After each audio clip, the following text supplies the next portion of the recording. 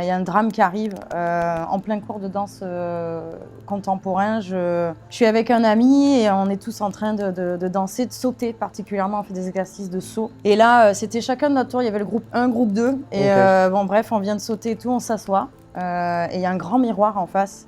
Et je lui fais une blague, machin, on rigole et tout. Et dans le miroir, je vois qu'il s'allonge. Mais je pensais qu'il était fatigué, tu vois, parce qu'on vient de sauter, on est en cours de danse, donc ça arrive. Et il s'allonge et là, je vais pour faire une autre blague.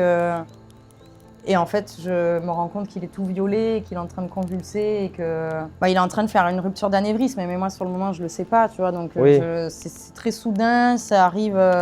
Enfin, ça arrive tellement vite que tu paniques en fait. Donc je pense que ma première réaction c'est de crier, enfin, c'est de dire d'alerter tu vois les gens autour de moi. C'est toujours un moment très violent et tu vois même quand j'y repense, je me dis ça a été tellement soudain. C'était un garçon qui avait 17 ans et il était en train de danser, donc tu te dis pas, tu lis pas la mort à la danse.